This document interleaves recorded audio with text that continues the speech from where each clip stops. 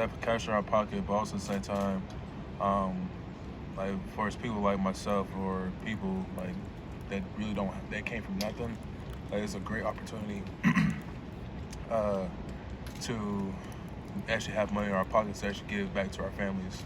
Because they can't really do the stuff that they want to do. We can also like help them out a little bit, but not as much as we need to. And I'm sure there's a lot of people that are hesitating to jump in about Ohio State feet first because of the quarterback situation. What do you see that? How you see that going? The quarterback situation, like whoever's behind me or behind the offensive line, is going to do their job no matter what. It can be C.J. Stroud, Jack Miller, Kyle McCord. Like they will do their job no matter what because they are hard workers. They love to compete. Like they'll want to do what's best for the team. And they also want to make themselves proud and our team proud as well. They have enough to be like in Fields territory or close to it. Yeah, 100%. I firmly believe that. Thayer, could Josh Thayer slide in next to you? 100%. He has, like, the interior part is like wide open, of course, but also at the same time, what Coach Day said, like, it's like who wants it more. Like, if you want to go get it, go get it. It's not just like we gonna pick the best that we think. Whoever wants it, go get it. Then we decide at the end of camp who's like actually earned that spot. Do you get input on that? So you've been around long enough and they're lining up next to you? I got a little input, but also at the same time, it's always up to them. Always up to that person because we become a grown man. We make our own decisions, And I always tell the guys, like, you the one who makes the decision. Not me, not Coach Doug, not Coach Day. You do. Did the way Josh played in spring surprise you at all? I don't know that he was a guy we were talking about a lot in March, but we were by the end of the camp. Well, I seen it when he first came in, like in the summer, like when COVID was still around, of course, but like it was at its highest peak, and he was doing some stuff that's like was tremendous. So I was like, wow, like you actually have a chance like to play here. But also at the same time, though, like what are you going to do with it now? I'm not about to say like, oh, you're doing good, stay right there. No, keep going. Like push more. Like push yourself a lot more. Like y'all do. Y'all push yourself a lot more to like make the best story. Just like Josh, like he should push more to actually be like the starting guard or even better than me or White or Josh or anybody else that actually came through the program. Thayer, last year we heard a lot about the Clemson game and you guys wanting to kind of make up for that. There hasn't been as much talk about Alabama. Do you guys have some sort of outward motivation? Is there something this year that's kind of pushed you through this offseason? Like after that loss, which was, bad, of course, for Ohio State, but we do still have that deep in our minds. Yeah, we don't put it out there as much, but we know like this is where we need to be. Like what they did was attention to detail. Like we was attention to detail, but not as like finally how they were. And I give them credit. Like they got us. But at the same time, though, I don't think it's going to happen again at all. You guys have obviously been top dog in this league for some time now. For some of the younger guys coming in, how do you keep that hunger? Because I think sometimes it can be the expectation, but then maybe you don't work as hard. How do guys that are coming up maintain this level so Ohio State stays good? They look at the leaders that we provide. Like first me, Paris Johnson, actually me, Nick, all the younger guys look up to us. And when Justin was here, the young quarterbacks looked up to him. So on and so forth. Like Terry McCorrin, like Chris looked up to him, and Chris is now the leader. Chris and Garrett's now the leaders of that room. Like it keeps going on and on. It's like a never-ending cycle. There, with the talk the college football playoff is going to expand to 12 games, 12 series.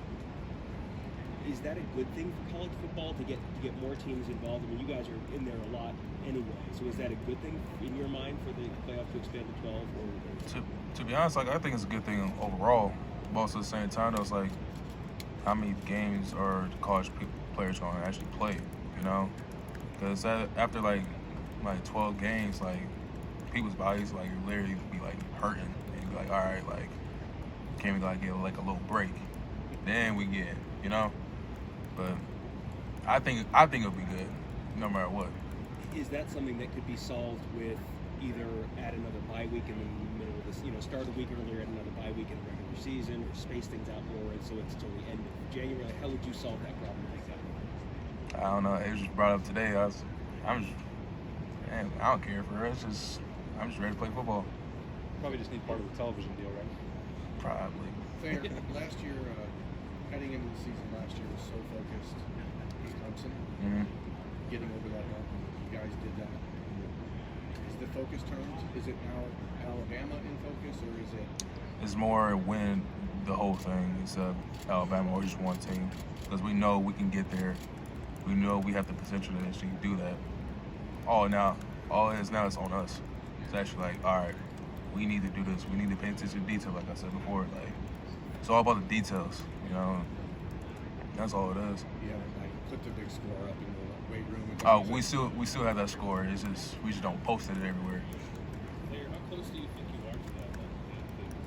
The gap between where you are now and where you need to be to win the national title? Personally, I think we are far from it, but from our whole team's perspective, we don't think like we that far from it, but we push ourselves so far. It's like, all right, like we need to be better than Bama. We need to be better than everybody else that pays attention to like the actual details of the stuff. Do you think that last year's the end result felt different because of everything else you guys had to go through to get there? Like the Clemson game in 2019, you were there. You guys knew you were the better team that day, but you lost. Yeah. With everything that happened last year, the way that the season ended, I don't think people felt as much hurt about it as far as like the national landscape of what fans viewed it. Do you guys chalk that up as a sort of anomaly? Like all this crap happened and we just had to play the game?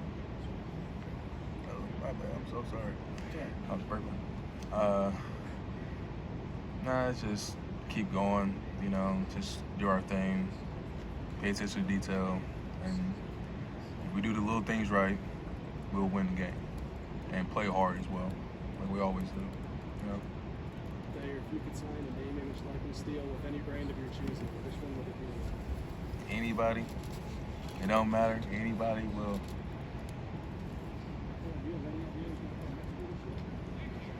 Does it matter? How much confidence do you have? I feel very confident of whoever's going to be right next to me, or who's at left guard, center, right guard, or right tackle.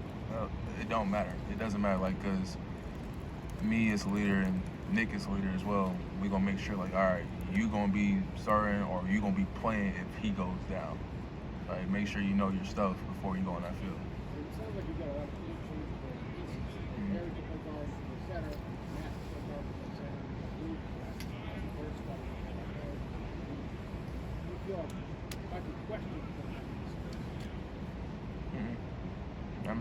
If they can play it, they can play it.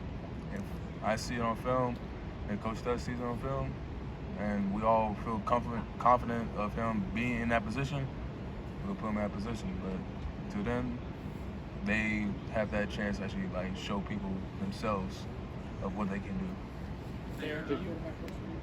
Huh? You got any quarterback question? Hey, Thayer, what's your relationship like with Paris Johnson? Going back to that last question about being Cincinnati, and just what's your relationship with him like being from that same area? Well, to be honest, I didn't know him before he was a big name guy. Right now, my relationship with him is actually pretty good. He's the little brother. He's like my little brother. We always joke around, and he said I always call him grandson. He always called me nephew because we have a weird bond. There's always a weird bond between me and him. But also at the same time, it's we push each other so much. I push my brothers a lot.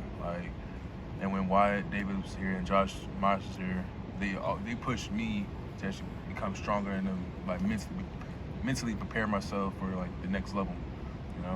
Where's Paris